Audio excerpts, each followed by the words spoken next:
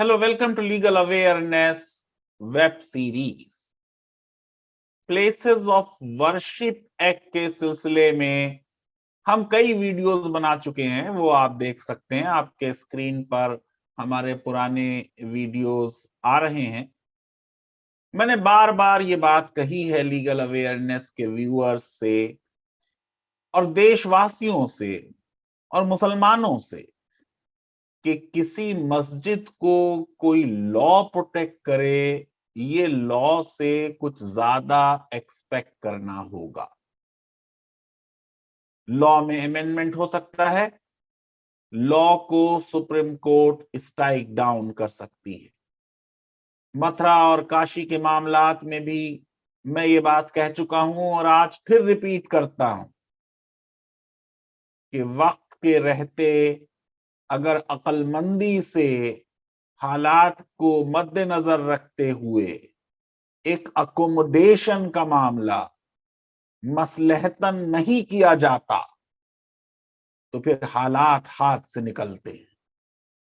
1991 का लॉ कांग्रेस लाई थी। उस जमाने के मुस्लिम ऑर्गेनाइजेशंस का एतराज था कि इसमें बाबरी मस्जिद को कवर क्यों नहीं किया गया। सरकार के लिए मुमकिन नहीं था कि डिस्प्यूट चल रहा था, इतना पब्लिक मोबिलाइजेशन था कि उसको इंक्लूड कर पाते। उस लॉ की मुखालफत हुई, उसका जितना वेलकम होना चाहिए था नहीं हुआ। बाबरी मस्जिद का जजमेंट आया, उस जजमेंट की भी मुखालफत हुई। यकीनन उस जजमेंट में बहुत से लीगल पॉइंट्स ऐसे हैं जिसमें स्कॉलर्स में डिस्प्यूट हो सकता है। मैंने हिंदू में आर्टिकल लिखा कि उस जजमेंट में कई पॉजिटिव्स हैं मुसलमानों के लिए। उसके सिलसिले में कई दोस्तों ने ये लिखा कि ये तो देखिए अब हिंदुत्व की तरफ चले गए। आज उस जजमेंट में जो पॉजिटिव चीजें 1991 के एक्ट को लेकर कही गई थी, उनको चैलेंज किया जा रहा है। अश्विनी उपाध्याय और कई इस तरह की petitions supreme court places of worship पर अब सुनने जा रहा है। सुप्रीम कोर्ट ने सरकार को 2 हफ्ते का टाइम दिया है कि सरकार अपने स्टैंड को वाजे करे। बड़ी अजीब धर्म संकट का मामला है। पार्लियामेंट के बनाए कानून का दिफा और डिफेंड करने की जिम्मेदारी सरकार की है, लेकिन आइडियोलॉजिकली और पॉलिटिकली बीजेपी इस लॉ के फेवर में नहीं थी। मुझे नहीं मालूम कि सरकार इस कानून के डिफेंस में क्या रहेगी या वो कहेगी कि यह कानून गलत पास किया गया। जब सरकार की तरफ से फाइल होगा उनका एफिडेविट, तो हमें अंदाजा लगेगा कि सरकार का इसमें क्या स्टैंड। लेकिन आप देखिए कि जो लोग उस जजमेंट की मुखालफत कर रहे थे, आज उस जजमेंट को कोट कर कर ये कह रहे हैं कि उस जजमेंट में 1991 के एक्ट के बारे में ये बात कही गई और वो बात कही गई। मेरे वीडियोस देख लीजिए, अभी कुछ क्लिप्स उसमें आप देखेंगे। मैंने कह दिया था ये बात कि यकीनन 1991 का एक्ट जो है वो डिस्प्यूट में नहीं था, उसकी कॉन्स्टिट्यूशनैलिटी पर बहस नहीं हुई।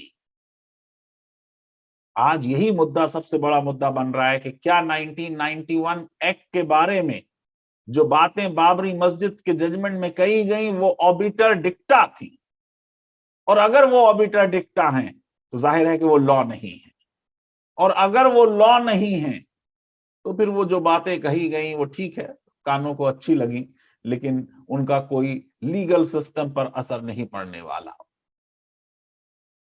दूसरी तरफ मैं ये भी चाहता हूं कि व्यूअर्स मेरे ये बात को समझें कि यकीनन 91 का एक्ट पर बहस नहीं हुई और वो डिस्प्यूट में नहीं था। 58 पेजेस की पेटिशन है अश्विनी उपाध्याय जी। उन्होंने ये मुद्दे जो मैं पहले अपने वीडियोस में डिस्कस किए हैं उसको उठाया है। उन्होंने कहा है कि ये हमारी फ्रीडम ऑफ रिलीजन को वायलेट कर रहा है। पार्लियामेंट को पावर नहीं थी इस लॉ को पास करने की, जुरिस्डिक्शन नहीं था।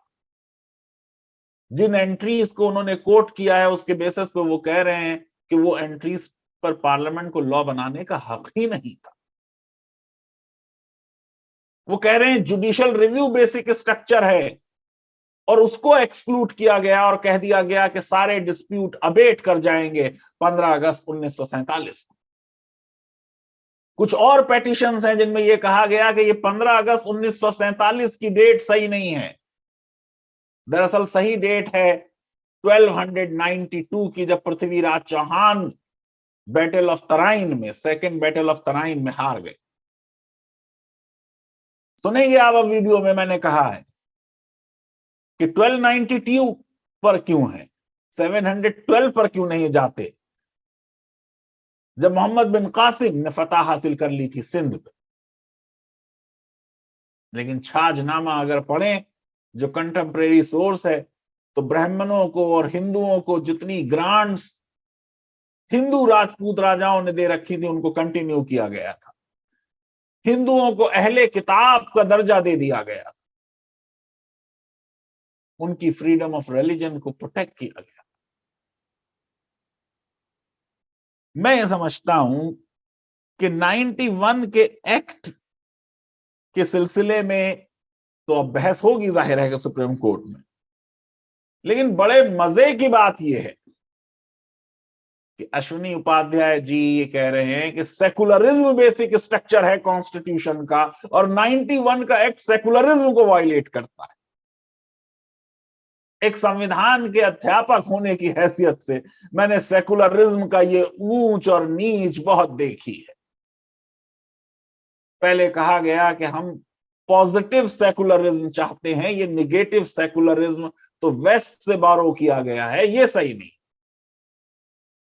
फिर कहा गया कि सेकुलरिज्म तो ओरिजिनल कॉन्स्टिट्यूशन में था नहीं, 1976 में इसको लाया गया, गलत लाया गया। अभी इसी हफ्ते मंडे कल से शुरू हो रहा है, सुप्रीम कोर्ट सुनने वाली है उस पिटीशन को जिसमें वर्ड सोशलिस्ट के इंसर्शन को चैलेंज किया गया है और कहा जा रहा है इसे डिलीट किया जाए। पहले भी कई बार इस तरह के एफर्ट हो चुके हैं कि सेकुलर और सोशलिस्ट प्रीएम्बल से हटा दिया जाए, संविधान में प्राइवेट मेंबर, पार्लियामेंट में प्राइवेट मेंबर बिल भी इस पे इंट्रोड्यूस किए गए। तो अब सेकुलरिज्म को सेकुलरिज्म के जो मुखालिफ हैं वो भी इस्तेमाल कर रहे हैं और अडॉप्ट कर रहे हैं। मैं समझता हूं कि बाबरी मस्जिद के केस में नॉन रेट्रोग्रेशन के प्रिंसिपल पर जो बात कही गई वो अहम है। इतिहास में हुई गलतियों को अब सुधारा नहीं जा सकता और अदालतें नहीं सुधार सकती। इतनी बात तो सही है कि ये एक रिलीजियस प्लेस के कन्वर्जन का मुद्दा था। यकीनन जो जस्टिस चंद्रचूड़ ने कहा ज्ञानवापी के मामले में, उससे एक ओपनिंग खुल रही है। उन्होंने कहा 91 का एक्ट जो है वो असर्टेनमेंट ऑफ रिलीजियस कैरेक्टर को नहीं रोकता। अगर ये बात इवेंचुअली कोर्ट मानती है तो जाहिर है कि 1991 के एक्ट की वो अहमियत नहीं रह जाएगी, क्योंकि हर केस में ये कहा जाएगा कि इसको पहले असर्टेन करें कि इसका क्या कैरेक्टर है, फिर दूसरा सवाल उठेगा कि ये कैरेक्टर चेंज हो रहा है या नहीं हो रहा। लेकिन वो जाहिर है कि लेजिस्लेटिव इंटेंट जो है 91 के एक्ट का, उसके खिलाफ जाएगी बात। पास ग्लोरी को रिवाइव करने की बात हो रही है पिटीशन में। कहा जा रहा है कि हिंदू लॉ को पार्लियामेंट भी अमेंड नहीं कर सकती। ये वही बिल्कुल बात है जो फंडामेंटलिस्ट कहते रहे हैं हर रिलीजन के। अगर नॉन रेट्रोगेशन पर सुप्रीम कोर्ट की ऑब्जर्वेशन अहम है और रेशियो का हिस्सा है, तो फिर यह मानना होगा कि पास्ट रॉन्ग्स को करेक्ट नहीं किया जा सकता। सुप्रीम कोर्ट ने साफ तौर से बाबरी मस्जिद के केस में कहा कि बहुत पास्ट रॉन्ग हुए हैं मुगलों के जमाने में भी और एंशिएंट पीरियड में भी, लेकिन कोर्ट ऑफ लॉ उसके लिए सही फोरम नहीं है कि उसको ठीक करे। मैं समझता हूं कि बड़ी अहम बहस सुप्रीम कोर्ट में होने जा रही है। चैलेंज है कि प्लेसेस ऑफ वर्शिप एक्ट के सेक्शन 2, 3 और 4, आर्टिकल 14, 15, 21, 25, 26 और 29 को भी वायलेट करते हैं, प्रिंसिपल ऑफ सेकुलरिज्म को भी वायलेट करते हैं। साफ तौर से ये बात कही जा रही है कि ये डेट जो है ये एक आर्बिटरली फिक्स कर दी गई। सारे डिस्प्यूट्स जो हैं वो अबेट हो रहे हैं इस डेट को, और ये करने का मतलब ये है कि जुडिशियल रिव्यू एक्सक्लूड किया जा रहा है, और यकीनन जुडिशियल रिव्यू बेसिक स्ट्रक्चर है कॉन्स्टिट्यूशन का। सुप्रीम कोर्ट के सामने बड़ा अहम मुद्दा है। 3 जज बेंच सुप्रीम कोर्ट की इस मामले को सुनने वाली है। यकीनन ये लॉ जो पास किया गया था उसका मकसद ये था कि रोज रोज जो झगड़े रिलीजियस प्लेसेस को लेकर हो रहे हैं उन झगड़ों को कहीं ना कहीं रोका जाए। कभी कभी लॉ कोई आर्बिट्ररी डेट फिक्स करता है। यकीनन 17 साल 363 दिन पर कोई आदमी मैच्योर नहीं होता और 24 घंटे में वो मैच्योर नहीं हो जाता, लेकिन लॉ ने एक पॉलिसी रखी, एक कट ऑफ डेट रखी। 15 अगस्त की ऐतिहासिक महत्ता तो आप जानते ही हैं। सारे देश ने आजादी का अमृत महोत्सव अभी मनाया है। कहा जा रहा है कि बहुत लोग ऐसे हैं जिनके राइट का वायलेशन हुआ है। प्रिंसिपल है उबी जस इबी रेमेडियम, where there is a right there is a remedy. 91 के एक्ट ने उस रेमेडी को खत्म कर दिया। अश्विनी उपाध्याय जी की ये प्ली। आर्टिकल 29 का भी उन्होंने हवाला दिया कि राइट टू कंजर्व कल्चर के राइट का भी वायलेशन हो रहा है। बहुत से प्लेसेस ऐसे हैं जो पिलग्रिमेज के लिए इंपॉर्टेंट हैं, और उन प्लेसेस को मैनेज और मेंटेन करने का हक आर्टिकल 26 के तहत उस कम्युनिटी को है जिसने उसको एस्टेब्लिश किया। रिलीजियस और कल्चरल हेरिटेज को प्रिजर्व करने की बात की है आर्टिकल 51A में। यकीनन यहां बात हो रही है कंपोजिट कल्चर को प्रिजर्व करने की। उसकी तरफ शायद अश्विनी उपाध्याय जी का ध्यान नहीं गया। एक बड़ा अहम मुद्दा उन्होंने उठाया है। लीगली ये मुद्दा सही हो सकता है। उन्होंने कहा डीटी का राइट कभी खत्म नहीं। अगर कोई आइडल है उसका जो प्रॉपर्टी का राइट है वो खत्म नहीं होता, वो वेव नहीं होता। अगर डीटी ब्रेक भी कर दी जाए तब भी वो राइट बरकरार रहता है। मैं समझता हूं बड़ा इंपॉर्टेंट लीगल मुद्दा है जिस पर सुप्रीम कोर्ट की तरफ से एक अहम फैसले की हम अब उम्मीद कर सकते हैं। बात कही उन्होंने कि जो पिलग्रिमेज है, खासतौर से मथुरा और काशी की कॉन्टेक्स्ट अगर देखें तो दोनों प्लेसेस जो हैं वो हिंदुओं के लिए बड़े अहम प्लेसेस हैं और यकीनन पिलग्रिमेज के लिए हैं। और उन्होंने कहा पिलग्रिमेज स्टेट सब्जेक्ट है। एंट्री 7 है लिस्ट 2 की। तो फिर सेंटर किस तरीके से इन प्लेसेस पे जाने के किसी के हक को एक लॉ बनाकर कंट्रोल कर सकता है। अब दूसरी तरफ से यह भी बात कही जाएगी कि एक प्रिजम्पशन ऑफ कॉन्स्टिट्यूशनैलिटी है। अगर संसद कोई लॉ बनाती है तो यह मान के चला जाता है कि वो लॉ संवैधानिक। जो उस लॉ को चैलेंज करेगा बर्डन ऑफ प्रूफ उसके ऊपर होगा, बड़ा हैवी बर्डन होगा कि वो बताए कि वो अनकॉन्स्टिट्यूशनल है। दरअसल संविधान में प्रावधान है रिलीजियस इंस्टीट्यूशन से रिलेटेड यूनियन लिस्ट में, जिसको ये कहा जाएगा, और जमीयत की पेटिशन शायद ये कहती होगी कि ये कॉन्स्टिट्यूशनल है। जो अपोज करेंगे अश्विनी उपाध्याय जी की पेटिशन को, वो आर्गू करेंगे कि ये कॉन्स्टिट्यूशनल है और पार्लियामेंट को इसको पास करने का हक था। इस बहस को जो लीगल अवेयरनेस वेब सीरीज के व्यूअर्स हैं उनके लिए मैं सुप्रीम कोर्ट में जिस तरीके से बहस होगी वो आपको बताता रहूंगा। हम आजकल आपको हिजाब पर जो सुप्रीम कोर्ट में बहस हो रही है उसकी डे टू डे प्रोसीडिंग्स की रुदाद रोज सुना रहे हैं। जिन लोगों ने उन वीडियोस को नहीं देखा, मेरी रिक्वेस्ट है कि वो उन वीडियो को देखें। अगले 1-1.5 महीने में सुप्रीम कोर्ट की बहुत सी बेंचेस बहुत अहम मुद्दों को सुनने वाली हैं। सिटीजनशिप अमेंडमेंट बिल पर भी बेंच कॉन्स्टिट्यूट हो गई है और उसकी संवैधानिकता पर भी सुप्रीम कोर्ट में बहस होगी। आइए देख लेते हैं मैंने पिछले वीडियोस में क्या बातें प्लेसेस ऑफ वर्शिप एक्ट के तहत कही हैं। अब यहां बाबरी मस्जिद के केस में सुप्रीम कोर्ट ने अपने आप को बचाते हुए यह बात कही कि भाई जो प्लेसेस ऑफ वर्शिप एक्ट है वो इंडिया के सेकुलरिज्म को प्रमोट करता है। वो ये कहता है कि नॉन रेट्रोग्रेशन नहीं होगा, यानी जो पास्ट में चीजें हो चुकी हैं उनको करेक्ट करने के लिए लॉ का इस्तेमाल नहीं होगा। ये पेटिशन जो अब फाइल हुई है, ये पेटिशन ये कह रही है कि साहब प्लेसेस ऑफ वर्शिप एक्ट पे उस केस में बहस नहीं हुई और वो मुद्दा नहीं था, इसलिए ये जो आपने ऑब्जर्वेशंस की हैं इससे हिंदुओं का जो राइट है अंडर आर्टिकल 25, 26 अपने प्लेसेस ऑफ वर्शिप को मैनेज करने का वो इफेक्ट होता है। राइट टू इक्वालिटी उनका इफेक्ट होता है।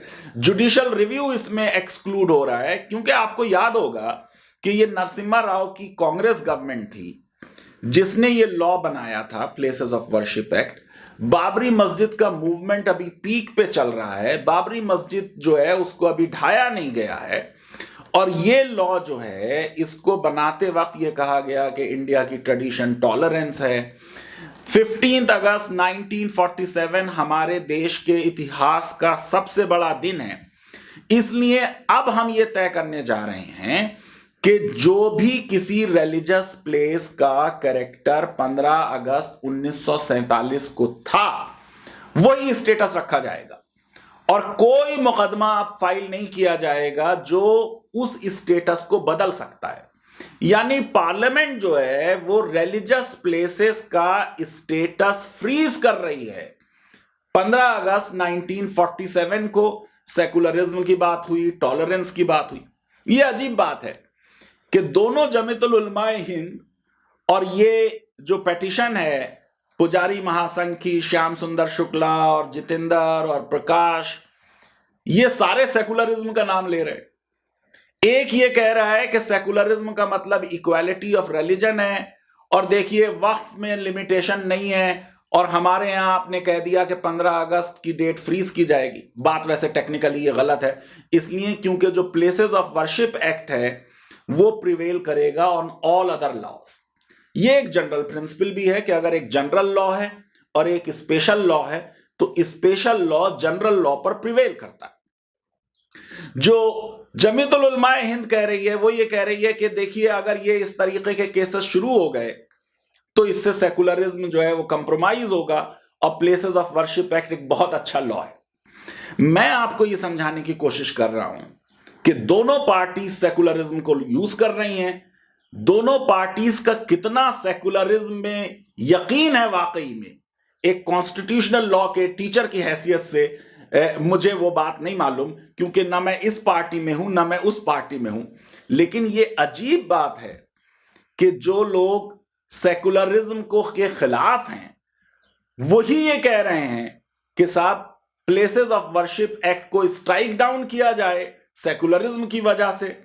16 सवाल उन्होंने इसमें बनाए हैं पेटिशनर्स ने और उनकी मेन ग्राउंड्स ये हैं कि साहब ये जो देश में इन्वेजन हुआ 1192 में, तो वो कट ऑफ डेट होनी चाहिए कि पृथ्वीराज चौहान जो किंग ऑफ द कंट्री थे। ये बात गलत है। पृथ्वीराज चौहान पूरे देश के राजा नहीं थे और बहुत से राजा थे। ये पूरा देश एक तरीके से जो मैक्सिमम आएगा अंडर कंट्रोल वो आएगा औरंगजेब के जमाने में। अब ये कहते हैं कि साहब कट ऑफ डेट जो है वो 1192 होनी चाहिए और सिटीजन को ये राइट है कि पास्ट ग्लोरी रिवाइव की जाए। और बड़े मजे की बात, ये भी ये पिटीशन कहती है कि पार्लियामेंट को हिंदू लॉ को अमेंड करने का कोई राइट नहीं है, और वेदास और पुराण और उपनिषद के हिसाब से जो डीटी है उसका राइट टू प्रॉपर्टी जो है वो हमेशा सरवाइव करता है, वो इमॉर्टल है। ये बात कुछ हद तक सही है, लेकिन आप देखिए कि personal law, Hindu personal law में जो चेंज हुए हैं, यानी हिंदू कोड बिल, उसको भी एक तरीके से चैलेंज किया जा रहा है। 1192 वाली फिगर भी गलत है। 712 में जब मोहम्मद बिन कासिम ने सिंध पे कब्जा कर लिया था, वो क्यों नहीं डेट ली जा रही? अब इसमें यह बात कहा गया कि साहब ये कंटिन्यूइंग रॉन्ग है, रूल ऑफ लॉ का वायलेशन है, जस्टिस का वायलेशन है। जहां पे भी राइट है, इबी जस उबी रिमीडियम, वहां रेमेडी होनी चाहिए। जो बहुत से टेम्पल्स मॉस्क बना दिए गए वो वापस दिए जाने चाहिए। आइडल जो है वो एक सुप्रीम बीइंग है। इस तरीके के सारे आर्गुमेंट्स लिए गए हैं। मैं आपसे इस बारे में ये कहना चाहता हूं कि ये बात इस हद तक इस पेटिशन की सही है कि प्लेसेस ऑफ वर्शिप इशू नहीं था बाबरी मस्जिद के केस में, और इसीलिए मुझे यह लगता है कि शायद इस केस में पेटिशन पे कोर्ट नोटिस इशू कर दे। लेकिन साइमल्टेनियसली हमें यह भी समझना चाहिए कि बाबरी मस्जिद केस में यह इशू कि मुसलमानों को मॉस्क का इस्तेमाल 1855 से पहले प्रूव करना है, यह इशू कभी फ्रेम नहीं हुआ, और यह एक सेंट्रल बुनियाद बनी इस जजमेंट की। तो अक्सर जजेस जो हैं वो ऑब्जर्वेशंस देते हैं। यहां पे क्योंकि ये केस एक टेंपल के मॉस्क कन्वर्ट होने के बारे में था, इसलिए मैं ये समझता हूं कि ये ऑब्जर्वेशन जो प्लेसेस ऑफ वर्शिप एक्ट के बारे में है, यकीनन कॉन्स्टिट्यूशनैलिटी एग्जामिन नहीं हुई, लेकिन ये इंपॉर्टेंट ऑब्जर्वेशंस हैं। और इन ऑब्जर्वेशंस में सुप्रीम कोर्ट खुद ये कह रही है कि places of worship act is intrinsically related to the obligations of secular state. It reflects the commitment of India to the equality of all religions.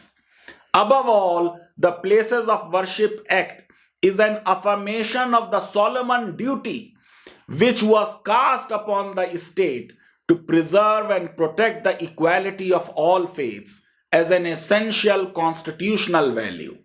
A norm which has a status of being the basic feature of the Constitution.